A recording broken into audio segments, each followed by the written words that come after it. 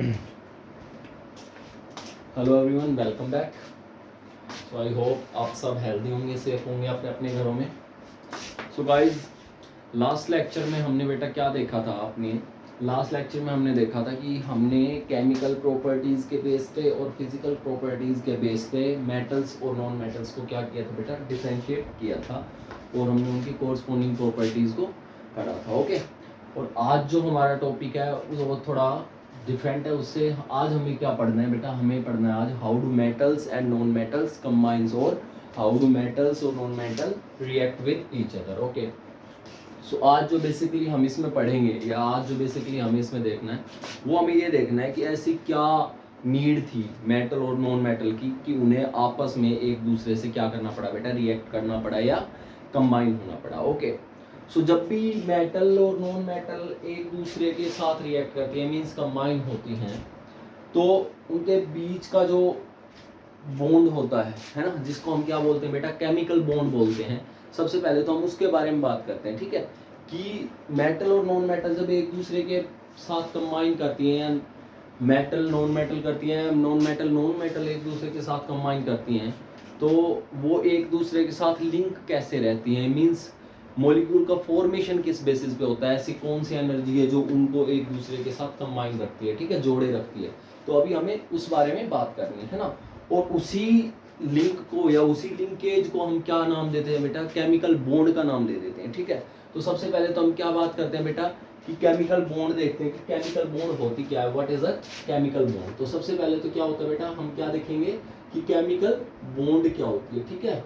Chemical bond actually क्या होती है बेटा? केमिकल बॉन्ड जो होती है वो किसी भी मॉलिक्यूल के अंदर जो उसके कंस्टिट्यूएंट्स क्या है बेटा? एटम्स हैं, उनके बीच में जो फोर्स ऑफ अट्रैक्शन होता है that holds them together to form a molecule is called chemical bond. Means chemical bond is nothing like stick. मतलब ये कोई ऐसा किसी एलिमेंट्स के बीच में कोई डंडा टाइप नहीं है, कोई स्टिक नहीं है, या कोई हमें ऐसा नहीं है कि हमने उनको किसी तरह से बांधा हुआ है या होल्ड किया हुआ है, ऐसा कुछ नहीं होता बेटा। केमिकल बॉन्ड क्या होती है? जस्ट अट्रैक्शन होता है, force of attraction between the atoms, है ना, ऑफ द मॉलिक्यूल, है ना, to hold them together. Okay, so chemical bond को हम कैसे डिफाइन करेंगे? इट्स जस्ट अ, क्या बोलेंगे? It's just a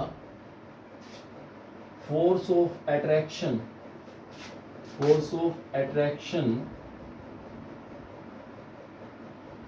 between the atoms, या आप क्या आयंस के बीच में भी हो सकता है, आयंस भी बोल सकते हो, ठीक है? Between the atoms and ions of a molecule that hold them together to form the molecule. Okay, so क्या हुआ बेटा? केमिकल बॉन्ड एक जस्ट अट्रैक्शन होता है between the atoms of a molecule to hold them together. Okay, ताकि molecule का क्या हो? एग्जिस्टेंट मॉलिक्यूल क्या कर सके? एग्जिस्ट कर सके। ये तो क्या होती है बेटा? हमारी केमिकल बॉन्ड होती है। ओके, अब क्वेश्चन ये आता है कि ऐसा हुआ ही क्यों? Means why do an atoms या an atom of a metal और an atom of a non metal need to combine with each other, okay, और विद वन अनदर और विद इटसेल्फ, ठीक है? क्योंकि जो नॉन मेटल्स होते हैं, नॉन मेटल के एलिमेंट होते हैं, वो कई बार खुद से भी कंबाइन हो जाते हैं, ओके, अपने आप से सेल्फ लिंकिंग करते हैं वो प्रॉपर्टीज, ठीक है? नॉन मेटल का जो एटम होता है वो नॉन मेटल से कंबाइन हो जाता है। ओके, तो अभी हमें क्वेश्चन ये है कि हमें ये देखना है कि ऐसा होता ही क्यों है कि मेटल और नॉन मेटल के एटम्स को आपस में कंबाइन करने की जरूरत पड़ती है। ओके, उसको देखते हैं हम, ठीक है? तो जो नीड है बॉन्ड फॉर्मेशन की वो देखते हैं, ठीक है बेटा, कि नीड क्या है बॉन्ड फॉर्मेशन की। उससे पहले सबसे पहले तो आप ये देख लो कि जब भी कोई मेटल और नॉन मेटल आपस में कंबाइन करते हैं तो बेटा उनके बीच में जब बॉन्डिंग होती है, ये जो केमिकल बॉन्ड होती है, ये जो केमिकल बॉन्ड होती है किसके बीच में बेटा? मेटल और नॉन मेटल के बीच में। ये क्या होती है बेटा? ये जो केमिकल बॉन्ड होती है ये क्या होती है? इसके अंदर होता है कंप्लीट ट्रांसफर ऑफ इलेक्ट्रॉन। इसके अंदर क्या होता है बेटा? कंप्लीट ट्रांसफर होता है, किसका? कंप्लीट ट्रांसफर ऑफ इलेक्ट्रॉन्स का कंप्लीट ट्रांसफर होता है किसके बीच में? मेटल और नॉन मेटल के बीच में जब बात करते हैं। और जो कंप्लीट ट्रांसफर ऑफ इलेक्ट्रॉन होता है उसी बॉन्डिंग को हम नाम देते हैं बेटा किसका, आयनिक बॉन्डिंग का। इसी बॉन्डिंग को क्या बोल देते हैं बेटा, हम आयनिक बॉन्डिंग बोल देते हैं। ठीक है, तो मेटल और नॉन मेटल के बीच में जो बॉन्डिंग बनती है उसको क्या बोलते हैं बेटा, आयनिक बॉन्डिंग बोलते हैं। ओके, इसके विपरीत जो नॉन मेटल और नॉन मेटल के बीच में जो बेटा केमिकल बॉन्ड होती है, किसके बीच में, नॉन मेटल और नॉन मेटल के बीच में जो केमिकल बॉन्ड होती है उसमें आपका कंप्लीट ट्रांसफर ऑफ इलेक्ट्रॉन नहीं होता। ओके, तो क्या होता है बेटा उसमें होता है बेटा sharing of electron will take place, है ना। क्या होगा बेटा, sharing of electrons will takes place. तो इसके बीच में क्या होगा बेटा, शेयरिंग ऑफ इलेक्ट्रॉन्स हो गई, ठीक है, between the atoms of non metals. Okay, और इसी शेयरिंग ऑफ इलेक्ट्रॉन्स को हम क्या बोलते हैं बेटा, इसी शेयरिंग ऑफ इलेक्ट्रॉन्स को हम क्या बोलते हैं बेटा, कोवलेंट बॉन्ड बोलते हैं। क्या बोलते हैं, कोवलेंट बॉन्ड बोलते हैं। ओके, तो ये तो क्लियर हो गया आपको कि जब भी मेटल और नॉन मेटल कंबाइन करेंगे उनके बीच में क्या होगा, कंप्लीट ट्रांसफर ऑफ इलेक्ट्रॉन होगा और उसको हम क्या बोल देंगे बेटा, आयनिक बॉन्ड बोल देंगे। और ऐसे ही जब नॉन मेटल और नॉन मेटल एक दूसरे से कंबाइन करेंगे उनके बीच में क्या होगी बेटा, शेयरिंग ऑफ इलेक्ट्रॉन्स होगी और उसको आप क्या बोल दोगे, कोवलेंट बॉन्ड का नाम दे दोगे। ओके, सो ये तो क्या था बेटा, इनके बीच में जो बॉन्डिंग थी उसकी टाइप बताई, किस टाइप की वो बॉन्डिंग है। ठीक है, अब बात आती है बेटा कि मेटल और नॉन मेटल आपस में रिएक्ट करते ही क्यों है।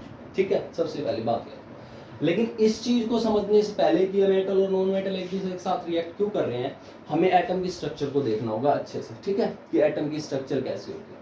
तो जब भी हम बात करते हैं बेटा एटम की स्ट्रक्चर की, तो हमें पता है कि एटम के जो कंस्टिट्यूएंट होते हैं वो क्या होते हैं, इलेक्ट्रॉन, प्रोटॉन एंड न्यूट्रॉन।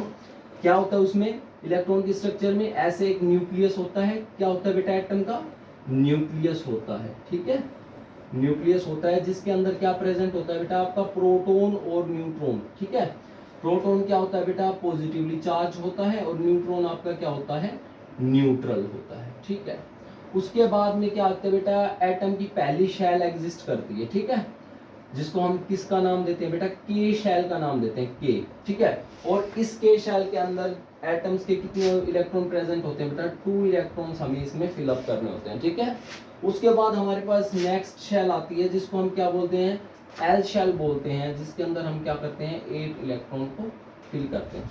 ठीक है, समझ में आ रही है बात। उसके बाद जब नेक्स्ट शेल आती है तो हम उसमें क्या करते हैं बेटा, 18 इलेक्ट्रॉन को फिल करते हैं और इसका नाम होता है KLM।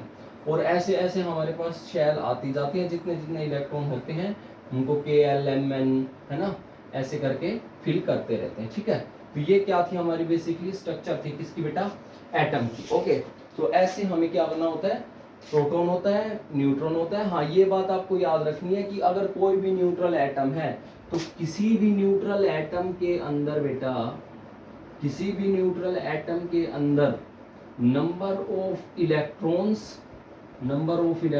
Must be equal to number of protons. ठीक है, किसी भी न्यूट्रल एटम के अंदर नंबर ऑफ इलेक्ट्रॉन्स जो होते हैं वो नंबर ऑफ प्रोटॉन के इक्वल होते हैं। अगर आपके एटम में से किसी की भी संख्या, मींस इलेक्ट्रॉन्स की या प्रोटॉन्स की किन्हीं भी एक की संख्या को अगर हम ऊपर नीचे करते हैं, इंक्रीज और डिक्रीज करते हैं, मींस मान लो अगर हमने इलेक्ट्रॉन को कम कर दिया तो क्या हो जाएगी, प्रोटॉन की संख्या ज्यादा हो जाएगी। और प्रोटॉन क्या होते हैं बेटा, नेचर में पॉजिटिवली चार्ज, तो मींस उस एटम पे ऑटोमेटिकली क्या आ जाएगा बेटा, पॉजिटिव चार्ज आ जाएगा। और ऐसे ही अगर किसी एटम से हम प्रोटॉन को, मतलब प्रोटॉन अगर उसमें इलेक्ट्रॉन ज्यादा होते हैं, यानी कि अगर कोई एटम इलेक्ट्रॉन गेन कर लेता है तो उसके ऊपर क्या होगा, नंबर ऑफ इलेक्ट्रॉन्स एटम में ज्यादा होंगे किससे, नंबर ऑफ प्रोटॉन से। और उस केस में उस एटम पे जो चार्ज होगा that will be the negative charge and the atom will called as an ion. Okay, और जो जिस पे अगर पॉजिटिव चार्ज आ जाता है एटम पे तो उसको हम क्या बोल देते हैं बेटा, कैटायन बोल देते हैं। ओके, सो ये थी एटॉमिक स्ट्रक्चर की बात। अब हम ये देखेंगे कि आखिर ये मतलब एटॉमिक स्ट्रक्चर को हम पढ़ चुके हैं। अब हम ये देखेंगे कि क्या नीड पड़ी कि जो एटम और मॉलिक्यूल, ये जो एटम्स हैं मेटल्स और नॉन मेटल के, ये एक दूसरे से कंबाइन किए, ये चीज हम देखते हैं। ओके,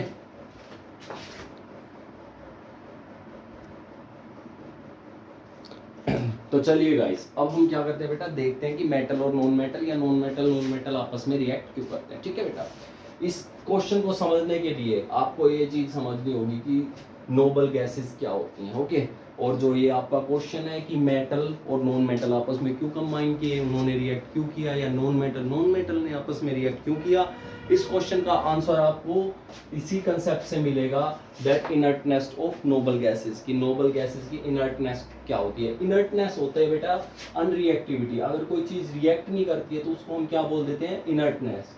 तो इनर्टनेस को आप क्या बोल सकते हो बेटा, अनरिएक्टिविटी भी बोल सकते हो, ठीक है बेटा।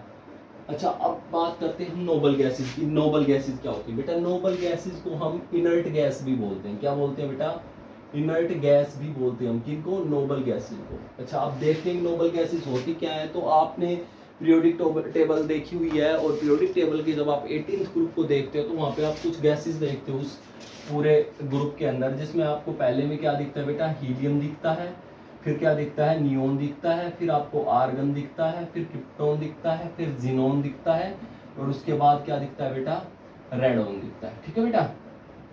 तो ये हमारे क्या है बेटा, ये हमारी क्या है, नोबल गैसेस है, ठीक है। अब इनको यही क्या है, इनर्ट गैसेस है। मींस क्या है बेटा, कि ये जितनी भी गैसेस दिख रही हैं आपको, है ना, इसका एटॉमिक नंबर होता है आपके पास 2, इसका 10 होता है, इसका 18 होता है, इसका 36 होता है, इसका 54 होता है, और इसका 86 होता है, ठीक है।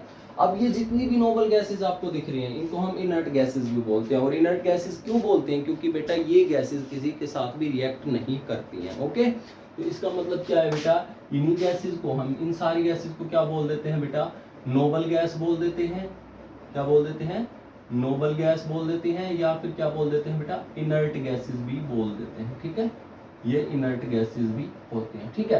क्यों, क्योंकि ये ना तो किसी के साथ रिएक्ट करती हैं, ठीक है, तो इसलिए हम क्या कहते हैं इनको, नोबल गैस या इनर्ट गैस कहते हैं।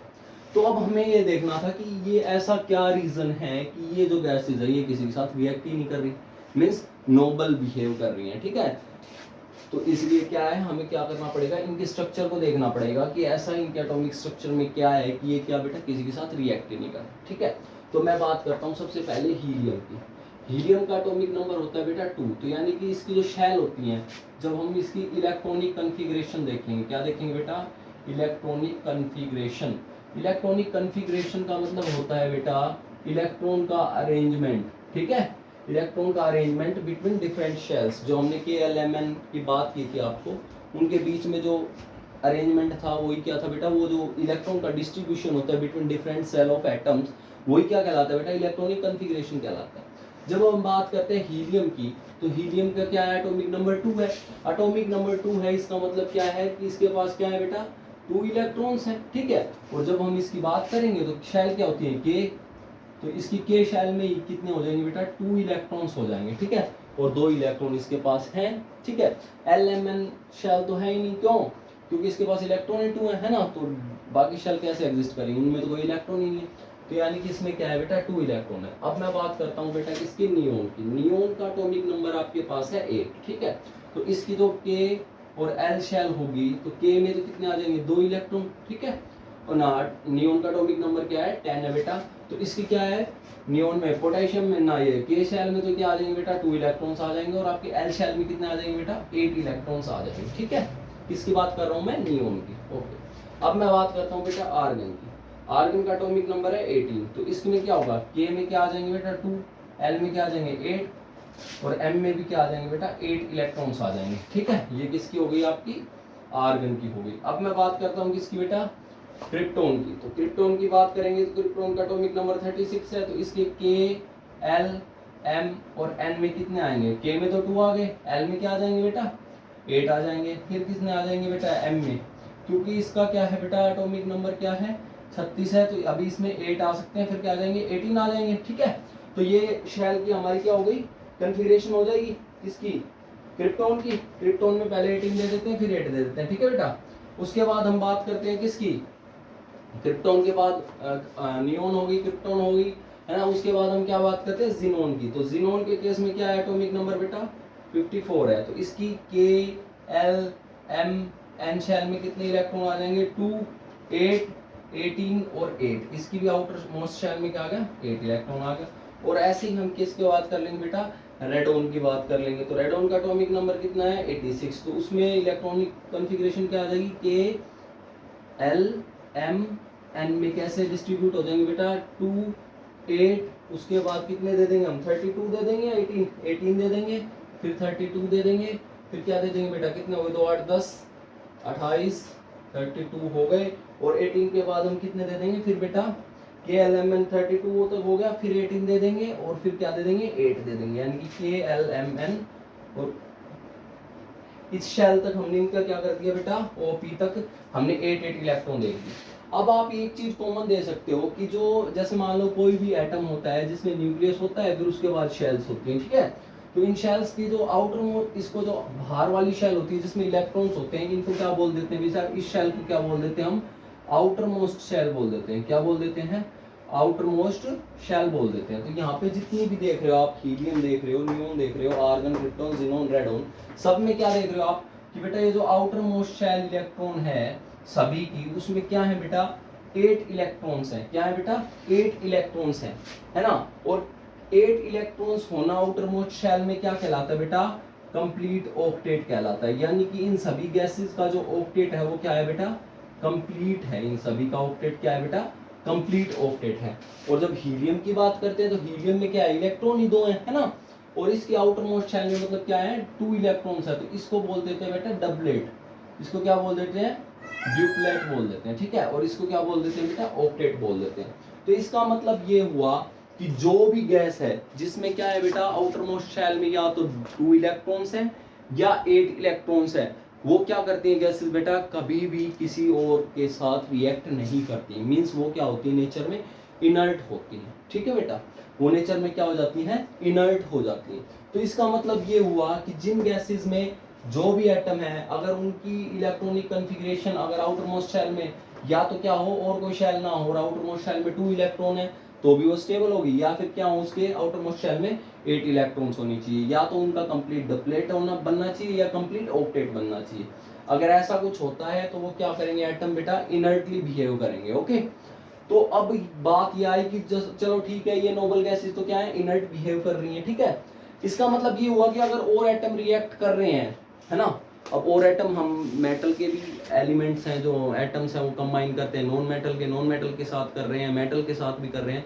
तो इसका मतलब ये वो इसीलिए रिएक्ट कर रहे हैं क्योंकि उनकी जो आउटर मोस्ट शेल है उसमें 8 इलेक्ट्रॉन्स या 2 इलेक्ट्रॉन्स एग्जिस्ट नहीं कर रहे, या तो क्या है बेटा उनसे ज्यादा है, तभी तो उन्होंने क्या किया, उनके ऑक्टेट कंप्लीट नहीं है, तो उन्होंने अपने ऑक्टेट को कंप्लीट करने के लिए क्या किया बेटा, कंबाइन किया दूसरे एटम से, ओके। सो ये रीजन निकल के आया किसका, कि व्हाई डू मेटल्स यानी कि एटम्स ऑफ मेटल्स और non metals combine with each other, okay. कि वो एक दूसरे से कंबाइन क्यों कर रहे हैं, क्योंकि उनका क्या है बेटा, ऑक्टेट या डबलेट कंप्लीट नहीं है, जिसको कंप्लीट करने के लिए वो क्या करते हैं बेटा, एक दूसरे से कंबाइन करते हैं। लेकिन नोबल गैसेस जो हैं या फिर हमारी जो इनर्ट गैसेस बोलते हैं जिनको, उनके पास क्या है, हर एक के पास क्या है बेटा, कंप्लीट ऑक्टेट या कंप्लीट क्या है, डिप्लेट है। तो इसका मतलब क्या करती है बेटा, ये सब क्या कर देती है बेटा, रिएक्ट ही नहीं करती, मींस इनर्ट होती है नेचर के अंदर, ठीक है।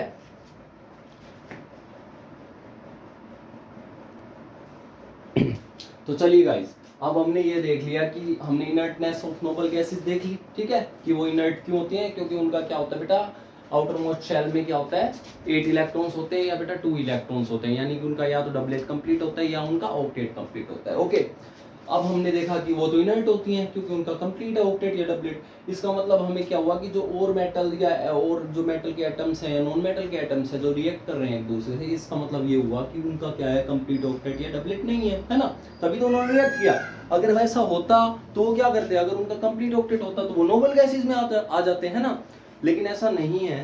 तो वो क्या करते हैं बेटा, एक दूसरे से रिएक्ट करते हैं, और क्या करते हैं बेटा, इस नोबल गैस की कॉन्फ़िगरेशन को अचीव करने की क्या करते हैं बेटा, कोशिश करते हैं ना। हर एक कोई भी वर्ल्ड में कोई भी चीज़ वो अपने आप को क्या बनाना चाह रही है बेटा, स्टेबल। और नोबल गैसेस क्या होती है बेटा, स्टेबल होती हैं, ठीक है, आराम से चुपचाप पड़ी रहती हैं, उनको किसी से रिएक्ट ही नहीं करना होता, ठीक है। तो ये सब जो और मेटल और नॉन मेटल के एटम्स है वो भी अपने आप को क्या करना चाह रहे हैं बेटा, स्टेबल करना चाह रहे हैं, जिसके लिए वो क्या करते हैं, एक दूसरे से रिएक्ट करते हैं, ठीक है, और क्या करते हैं, नोबल गैस कॉन्फ़िगरेशन को अचीव करने की कोशिश करते हैं, ठीक है। तो अब हम ये देखते हैं कि कोई भी मेटल अपनी कॉन्फ़िगरेशन को स्टेबल करने के लिए 3 वेज से रिएक्ट करता है बेटा। उसके पास 3 ऑप्शन होते हैं कि वो अपने आप को 3 ऑप्शन से या 3 वेज से अपने आप को क्या कर सकता है, स्टेबल कर सकता है। जिसमें आपका जो पहला तरीका है जिसको पहला मेथड बोलते हैं वो क्या है बेटा, या तो वो एटम क्या करे, उसके पास ज्यादा इलेक्ट्रॉन्स है ना, अगर उसके पास क्या है बेटा, आउटर मोस्ट शेल में ज्यादा इलेक्ट्रॉन है तो वो क्या करता है बेटा, उसको क्या कर सकता है, या तो वो गेन कर सकता है, गेन ऑफ इलेक्ट्रॉन्स, किससे, दूसरे एटम से, फ्रॉम अनोदर एटम, ठीक है बेटा, या तो वो क्या कर सकता है बेटा, गेन कर सकता है इलेक्ट्रॉन्स का, ठीक है। दूसरा ऑप्शन क्या कर सकता है, वो लूज द इलेक्ट्रॉन्स, या फिर वो क्या कर सकता है, अपने इलेक्ट्रॉन्स को लूज कर सकता है टू अनोदर एटम, किसी दूसरे एटम को देके, ठीक है बेटा, अगर उसके पास ज्यादा है तो। या फिर तीसरा ऑप्शन जो उनके पास होता है वो क्या होता है, वो एक दूसरे के साथ शेयरिंग कर ले, है ना, sharing of electrons, sharing of electrons with one another, एक दूसरे के साथ क्या कर लें बेटा, वो शेयरिंग कर लें, किसको, इलेक्ट्रॉन्स को। ये तीन वेज हैं जिसके साथ क्या करते हैं बेटा, कोई भी एटम्स है, मेटल के हो या नॉन मेटल के, वो अपना क्या करते हैं बेटा, अपने आप में क्या करते हैं बेटा, स्टेबिलिटी लाने की कोशिश करते हैं, ठीक है। अब ये जो चीजें हैं, यानी कि गेन ऑफ इलेक्ट्रॉन्स या लूज ऑफ इलेक्ट्रॉन्स, ये जो दोनों तरीके हैं ना, गेन ऑफ लूज, ये जो दोनों तरीके हैं बेटा, ये एक स्पीशीज को क्या करते हैं, इंट्रोड्यूस करते हैं हमारे सामने, जिनको हम क्या बोल देते हैं बेटा, आयंस बोल देते हैं, क्या बोल देते हैं, आयंस बोल देते हैं, ठीक है। आयंस क्या होते हैं बेटा, आयंस जनरली हमारे पास चार्ज स्पीशीज होती हैं, क्या होती है बेटा, चार्ज स्पीशीज होती है हमारे पास, उनको क्या बोल देते हैं हम बेटा, आयंस बोल देते हैं। और चार्ज कैसा हो सकता है बेटा, वो चार्ज पॉजिटिव भी हो सकता है और नेगेटिव भी हो सकता है, हमारे पास पॉजिटिव चार्ज भी हो सकता है और नेगेटिव चार्ज। पॉजिटिव चार्ज कब आता है किसी एटम पे, जब वो क्या करता है, लूज करता है किसको, इलेक्ट्रॉन्स को। और नेगेटिव चार्ज कब आता है किसी एटम पे, जब वो क्या करता है, गेन करता है किसको, इलेक्ट्रॉन्स को, ठीक है। अब किसी ने अपना न्यूट्रल होता है एटम, अगर वो इलेक्ट्रॉन ले लेता है तो उसके पास नंबर ऑफ इलेक्ट्रॉन्स ज्यादा हो जाते हैं, तो मींस उसके ऊपर क्या आ जाता है, नेगेटिव चार्ज, ठीक है। तो जो जिसके ऊपर नेगेटिव चार्ज आता है, यानी कि जो गेन करता है इलेक्ट्रॉन्स को, उसको हम क्या बोल देते हैं बेटा, एनायन बोल देते हैं, क्या बोल देते हैं, एनायन बोल देते हैं। और जो इलेक्ट्रॉन को देता है, डोनेट करता है, यानी कि जिसके ऊपर क्या आ जाता है, पॉजिटिव चार्ज आ जाता है, उसको हम क्या बोलते हैं बेटा, कैटायन बोलते हैं, ठीक है बेटा, क्या बोलते हैं, कैटायन बोलते हैं, ठीक है।